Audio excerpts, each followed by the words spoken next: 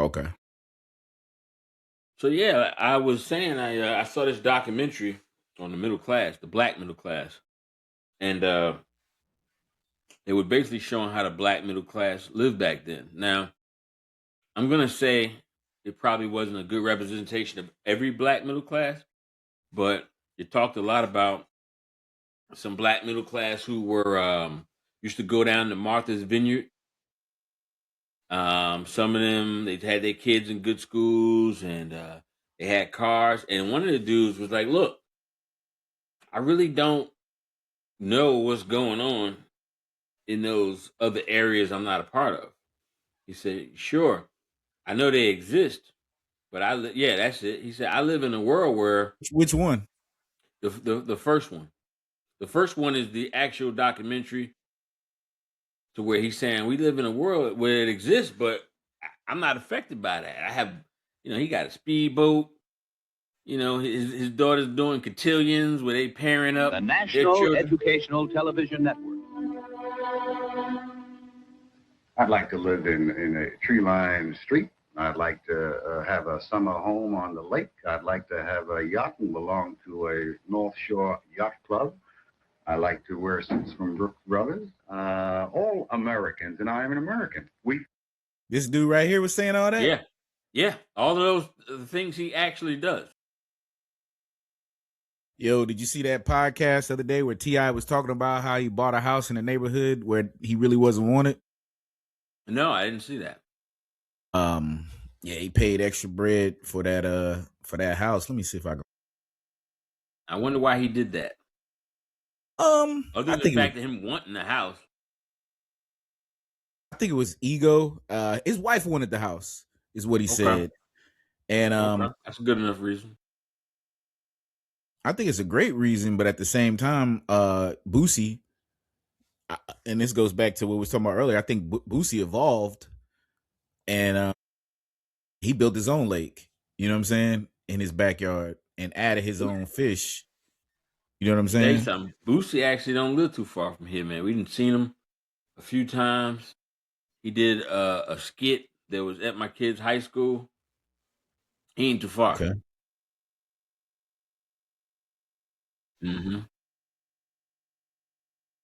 What's go ahead, elaborate. I mean to cut you off. The guy basically was saying that, and this is during the civil rights, actually a little bit before the civil rights, maybe right at the cusp of it.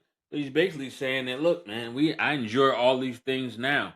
I don't really see the need to incorporate my world into their world. I believe that the world he was living in obviously was up north, I believe, to the point where he's like, look, I don't need really to integrate, man. We've created our own little enclaves within our friend group and our family group that we don't really seek validation outside of this group. Now, the Black Bourgeoisie book that I'm reading says a little something different, but it makes me wonder if the guy who wrote the book had an ulterior motive in. Never ever spend your hard-earned money where you're not wanted or appreciated. Listen to this. This is crazy. One house that we wanted, the owner wouldn't sell me the house. Like, nah, we don't want no niggas. We should all only be spending our money where we're valued as people and customers. It's a simple concept, right? Because Buddy breaking it down, Jew Almighty. Yeah. He got a good channel. I check out some of his stuff from time to time. He be and then Shaq. The Shaq's example is crazy. Listen to this craziness. Hold on. I and Shaq, men who have personally experienced discrimination even after they got rich and famous. The old guy says, yo, man, you asked about all these cars. Can you afford them? And instead of them calling out those businesses or individuals for being racist or discriminatory and holding them accountable in whatever way they can, instead of respecting themselves more and taking their money elsewhere where they're valued as people, whether it was pride or ignorance, they decided the best thing to do was to reward that behavior by spending hundreds of thousands, if not millions, in places that they weren't wanted. Now I'm pissed. I said, what the you just said to me? So I buy 3. That's not a flex. It's really the opposite. Not at all. All that. Not at all. That's not a flex. Yeah, that's not a flex at all. I don't believe so. I mean, now you just spent your money with this motherfucker. You know what's even more crazy is I think the manipulation that Buddy did, even if it was reverse psychology, the fact that Shaq is on TV talking about it, or Yeah. that podcast, Drink Champs, talking about it, just kind of reinforced that documentary. Because remember, there's a book about selling to the Negro, didn't? Sell to the Negro, yes. Yeah. Yeah. So And you know what? After he bought the 3 cars, he called him a nigga. he put about $1 million in his pocket, though. Hey, he said that nigga got the money. That's what he said. He damn sure called him a nigga. It didn't make him not call him that. Facts. Hey, You know? I got on Lakers sweats. Me and my boy Alex, we looking around. I'm He knew who he looking was. like a bum. I don't like to wait. I like to spend money, but I don't like to waste money. So Super contradiction already. Definitely.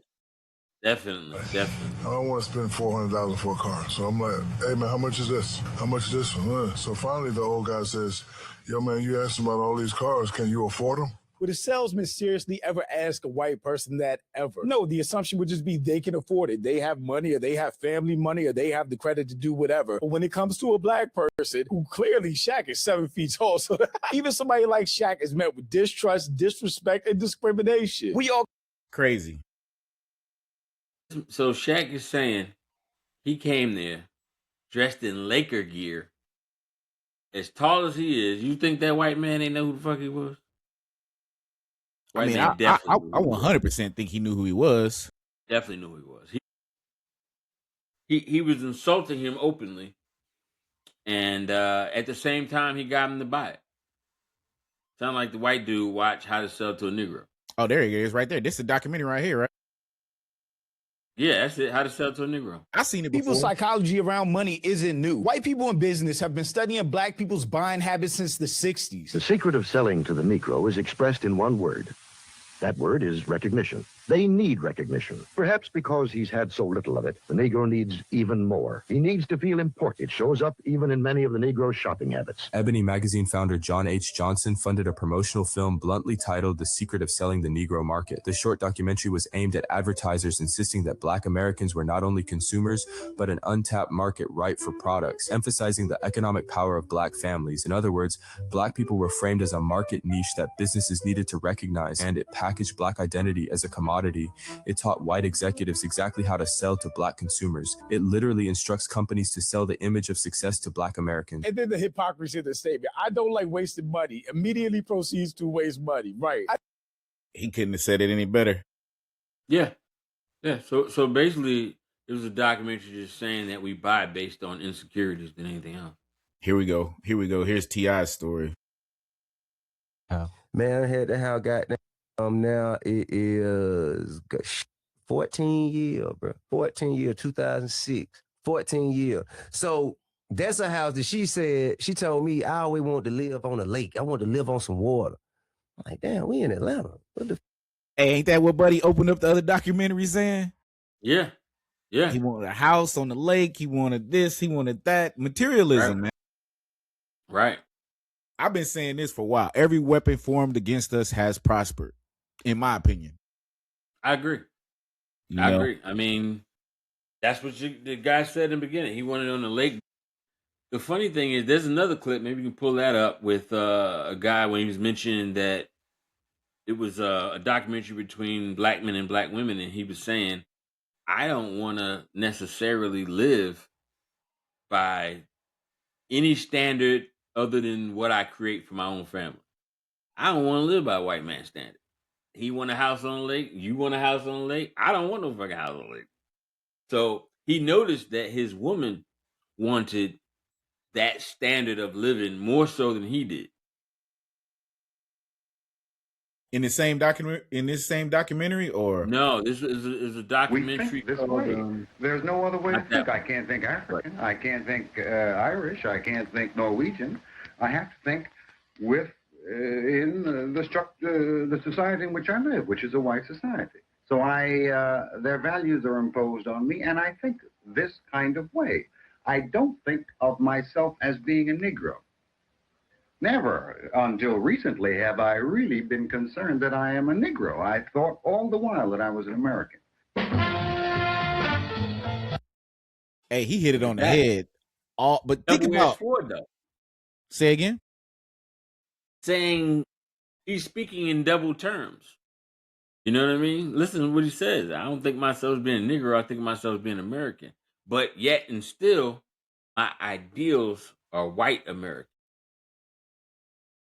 Well, that's the dominant culture. So, if you look around, I mean, pretty much the structure of society, government, um, education, everything is pretty much their creation. I mean, we've added to. Let's not pretend like that's not true. And we've definitely substantiated a level of influence in the culture even back then. But as far as the greater society and what's built it is a European or Western white culture. Yeah.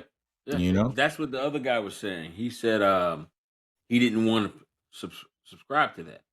He's like, what was yeah, the I name of the want other to, I documentary? may not be able to. Here we are on the lower scale of poverty, and I can't give you those things. So here you are mad at me because I can't give you that American dream, right? Yeah. And now we're going through it. Most of the arguments he was saying is because I can't give you this. I have love for you. I got love for my family, but I may not be able to give you this type of lifestyle. And that's where the friction he was saying was coming in. And she was, I think you had to have seen it. Well, you probably didn't, but Let's that's see what that's one of the things they was going through. what's his brother talking. Some years ago, when Horace Kate and I were working on Black Metropolis, we were suddenly struck by the fact that you could find two Negroes who worked in the stockyards as what we used to like to call cattle eviscerators, taking out the insides of the cattle as they came along on the assembly line. And let us assume that both of them were making about $400 a month. One comes home and on the way home stops by the local tavern, imbibes a good bit of alcohol. By the time he gets home, he's in a very bad mood. He knocks on the door and it isn't opened quickly. He yells up at his wife and she sticks her head out the window and curses him. And then everybody up and down the street begins to throw up the windows and look. She comes out and he beats her and they finally get on in the house and they both start taking their drinks and the fight goes on. Is that a past trauma right there that we was talking about earlier? Definitely a past trauma. But he makes a reference to another type of individual that if you let it continue, that's one example of a person, and then he's going to talk about the other example, and it comes back to behavior, like what you were saying earlier. Not Not genetically inclined. not genetic trauma, but Yeah, right. behavioral That's what he's choices or saying. whatever. Yeah. Go back a little bit.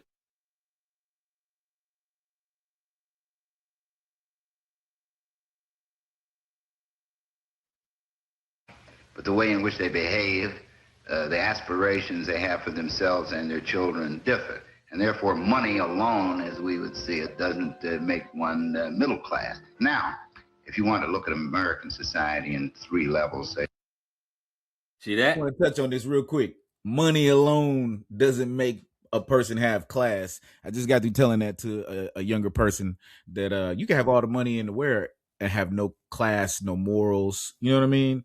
And class isn't necessarily morals. You know what I mean? Right. Like class could be Well, you just have fine dining etiquette. You know what I'm saying? You know how to tie a tie. You know how to present yourself. You could be a very classy guy and be a scumbag. You know what I'm saying? Look at the right. president of the United States. Right. That's what the Black Bourgeoisie book touched on. It talked about at different periods of time there was different types of middle class. So originally, middle class meant you had morals, you married into a good family, you presented yourself well out in public, how your family unit looked.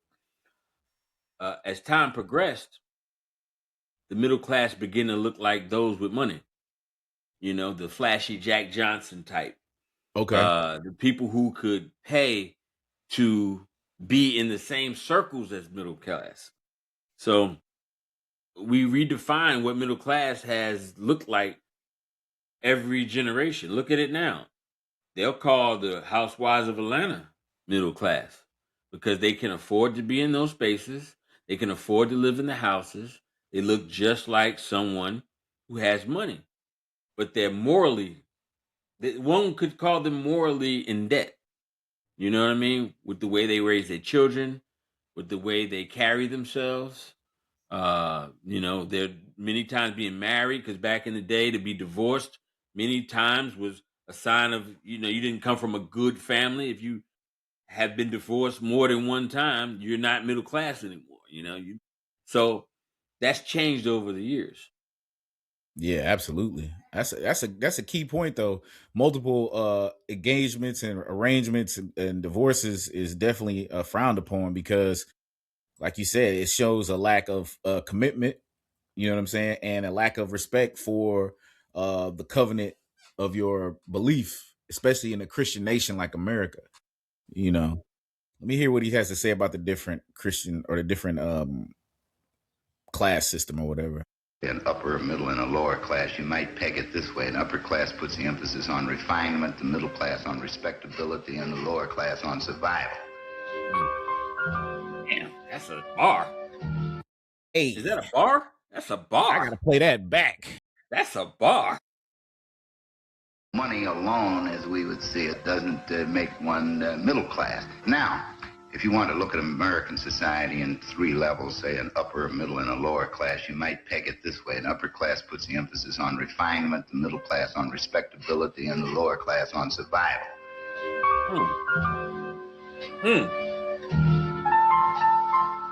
What's the piano playing? That's what I was. Hey, what's the piano playing? Think about the lack of refinement in our community when it comes to raising the bar on what's already been established. You know what I'm saying? To be honest with you, I don't think our community even knows what refinement is. That's a word that I'm embracing now, even as I get older, even as I progress in life, even as I personally evolve. Refinement, and I think that a lot of our community don't even know what that is, man. We know survival. We know we got it out the mud. But yeah, refinement. I don't even know if we reach refinement level as a whole. What was the middle level? What was the middle level? Respectability. Respectability, yeah. And so validation. We're still in between survival mode and respectability.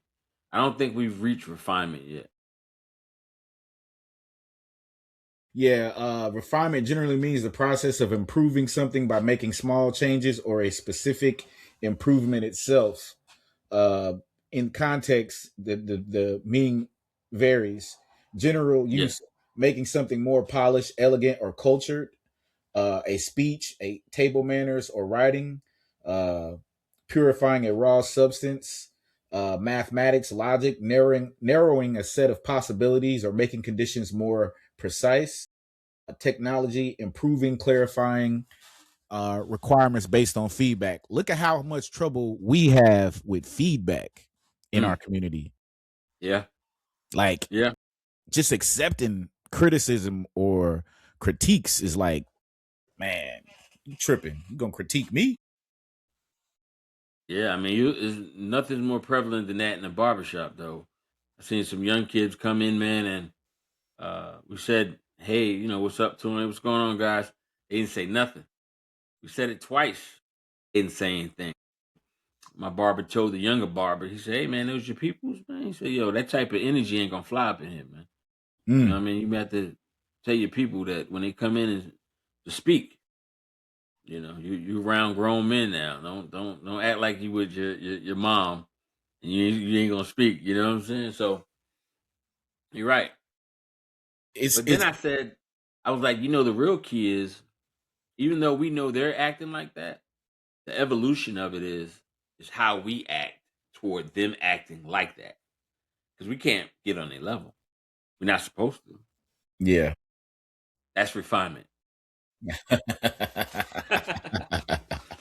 Yeah, that's refinement. I'm with you 100%. I just think we've kind of lost our way as far as our value system. I think me and you had this conversation years ago when I said the value system has been so much depleted, and our hierarchy of the value system is survival, which is really the Yeah. lowest level of class. If you're in a survival mind state all the time, I mean, there is no respectability. If you could tell by the way people move, it's all about them and ascertaining a dollar and really not even building a network. A lot of people don't even want to be invested in. I've been learning that a lot as I've been around a lot of younger people, or as a middle-aged person, your wealth of knowledge or your wealth of experience is not always received. And it's almost begrudging that you experience these things, and how dare you, try to impede my progress because I can do better than you, or I could do more than you. I get that, not a lot, because I gravitate to good people, but I've been noticing a lot of people who might see a lot of potential in, people you might see that they haven't got how you say you get the wind and the sail under your wings and you Yeah. really Yeah. can elevate and go forward. A lot of people don't want you to put that wind behind their sails. They'd rather crash out or do whatever they do, but long as they did it by themselves and they didn't need that's their mentality. And I think it's, That's survivalists. yeah. Yeah, definitely survivalists. We haven't got to the respectability because we don't. I mean, we don't care how it looks. We don't care how it looks, and as a whole, as long as you got the bag, they don't care how it looks. So that's why I say we are a long way from refinement, but we're only as a whole, we're only 163 years out of that, those cotton fields. Yeah, And but what was Jim Crow in the 60s was ended in the 60s, right? yeah, but I'm just saying, just 1865 till now is only what 160 something years. Yeah. So, that's what we're dealing with. It's not a crutch, I don't believe. I don't think it's one of those things that we can say, oh well, this is who we are. But I think it's something you definitely have to keep in mind when we're talking with as a group, as a whole. But as you see with this documentary, there were some people who understood the hierarchies. They understood there were levels to this. And these are the people who probably didn't want their children dating people in survivor mode. You know what I'm saying? Yeah, absolutely. I think the worst thing about dating people in survival mode, or even dealing with people in survival mode, is the lack of understanding of growth, meaning that Mm. there is a bridge to cross and you can reach a point where you have a level of stability. You know what I mean? Where you Mm-hmm. open up even more doors for yourself. But if you constantly on that hamster wheel of my routine is my routine, and I'm a work hard Monday through Friday, get that check on the 1st and the 15th, and check the paycheck to paycheck. It's kind of a degrading situation because a lot of people don't learn how to save and they don't know how to invest. And not only they don't even know how to invest in their own children. Some of them, they think athletics and scholastics is the end all be all, but there's so much more intricacies in life. I definitely had this conversation with somebody, man. And I hate to go back to that book, The Black Bourgeoisie. They were actually talking about that. They said that back then, the majority of our community's conversation revolved around entertainment and sports. I was shocked. I mean, I was shocked because I was like, damn, they talking about 1920? So you mean to tell me dudes whole conversation back then was Willie Mays and shit, or what I mean, just sports in general, which is not a bad thing, but to see today how that hasn't changed. Some people don't know shit about nothing else, but they can tell you everything about sports. And that's their bonding with their children. So obviously, naturally, their kids are gonna want to have something to bond with their dad about, and usually that's sports, and another thing I learned, and I can notice that if the dad doesn't watch sports, then in some cases they have nothing to talk about. Well, that's not true. That's not true because you're not a big sports guy. I'm not. I'm not. But I talked to my dad, and he's not a sports guy. Like he's not a huge sports guy, and I don't think he talked to his dad about anything but sports. His dad wasn't a sports guy either. So I was like, is this a pattern here? They didn't really talk about. I mean, because if they were sports people, then they would have had that conversation. Now, on the other flip side, my grandfather, my mom's father, he was a sports guy, and all his sons love baseball. He loved baseball. That's where the conversations led. So it just had me thinking about that. My bad. The street sweeper keeps riding by. That's why I got to keep muting my mic because it's super loud. But I was gonna say, what are things that you and your son bonded over? Because I think you had a lot of wealth of knowledge to instill in him. You know what I mean? Me and my son, when he was younger, I definitely kept an influx of books in the house. One of the main problems I ran into with books is that every book that I wanted to get him, uh, that was in his age group, pandered toward the trauma that we suffered in this country.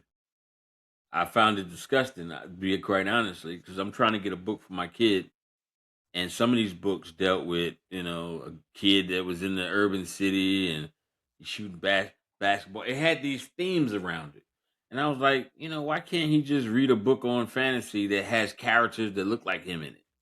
So it was a little hard in the beginning getting them books. On the other hand, I may sound like a contradiction because I would let him watch documentaries like Hidden Colors, so where I can teach him about his heritage and um, where he came from and things like that. And then we would watch anime. He still likes anime to this day. We'll watch anime. I'm a big kung fu buff, but he's not really into that. So, but we still watch anime, and we bond on video games, of course. So he plays Roblox and things like that. I don't like Roblox. I was like, man, you might as well just play any NES game. You're trying to get Yeah, 2D. You know what I mean? Those are some of the things we would bond over. for sure, for sure. Let me see what this brother gonna say real quick. This thing, someone who came out of teaching, who can get a job perhaps with the Job Corps or with some other teaching-oriented kind of occupation, can go from $7,000 a year 1 year to $15,000 or $18,000 a year with some of the anti-poverty programs the next year. Of course, if he lives up to this $15,000 or $18,000 a year and his project is not refunded, he's no longer middle class. Still, for those who customarily think of nearly all Negroes as being near the poverty level, the present picture in jobs, business, housing, and social activity within the Negro middle class is a striking one. Richard Clark, owner-manager of a New York personnel consultants firm, says he's in the business of creating instant middle-class Negroes by finding them white-collar jobs. It's called a Job Opportunity Center, and we're brought together. Yo, that's mad crazy. Yes. Because the middle class is all this country's been trying to do is destroy since I was born. The middle class has shrunk and shrunk and shrunk and shrunk. You know what I'm saying? And now they got that upper middle class, meaning that you still got to work, but you make enough money where you're far above the poverty line and you're in a totally different tax bracket. And you almost have to have a family when you make this amount of money because you're going to be taxed so heavily if you don't have a family that you'll be right back at the regular middle or almost in the poverty class. That's right. Right. And look at this. Look what middle class meant then. Middle class back then meant that one man worked. He probably earned the wages that he mentioned, but the He said wife $15,000 a year. Yes, 15,000 a year, and he wasn't counting his wife's income. Facts. She was at home, so he could be middle class with 15,000 a year, with his wife staying at home taking care of the kids. Think about that.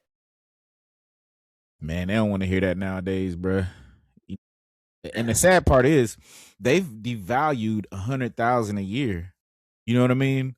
With everybody saying they want somebody to make six figures, everything keeps going up. You know what I mean? I mean, you almost need to have a minimum 100,000 combined just to be sustainable in most major cities. You know what I'm saying? Hell, you need to be over 100,000 in most major cities if it's more than two people in your household. I find it odd that the conversation is, I want this man to make this much. It's like, okay, well, if he's making that much, what do you do? You mean tell me you went to school for that master's so you could sit at home? You know what I mean? What was the purpose in that? So it's kind of like, where are we going? You want him to make a certain amount. If you went to school, what are you going to do with yours? We're not even combining. So they're they're basing it on things that back in the day used to work. Like the guy just said, he can make that 15 grand, and he can leave his wife at home, and he's middle class. That ain't today. Yeah. Yeah, that is definitely not the day. What was the other documentary you was talking about? Which one? I don't know. You said something about a brother didn't want none of the white Oh man's. yeah. Let me see. I definitely got that documentary.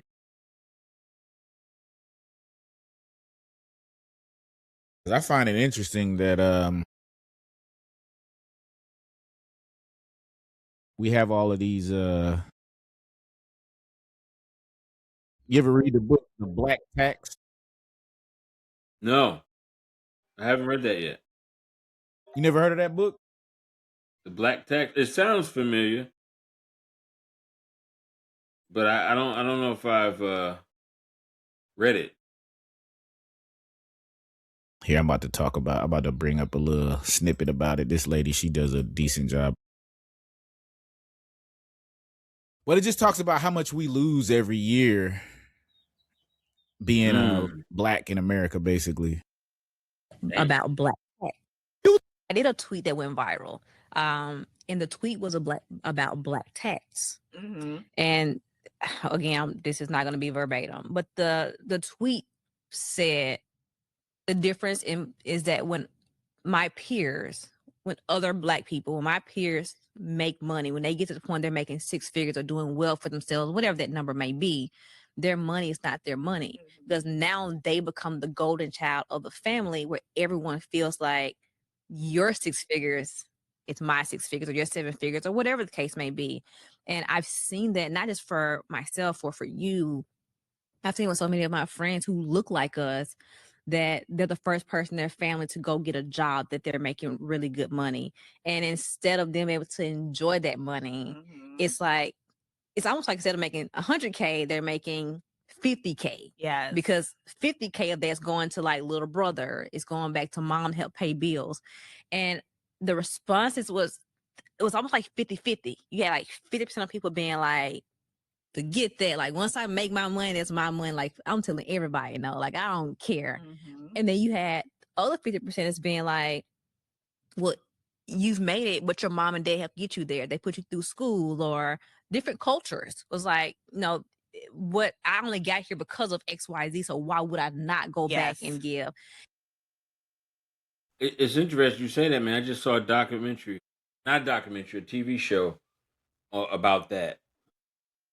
But these were dealing with Caribbean parents or Nigerian parents, and they were all sending money back home, or sending or giving money to the family and things of that nature. I don't know if that's still a Black American thing. I'm sure there are some parents. My bad. No, you're good. I'm sure. I bet there still are people who still do that in their communities.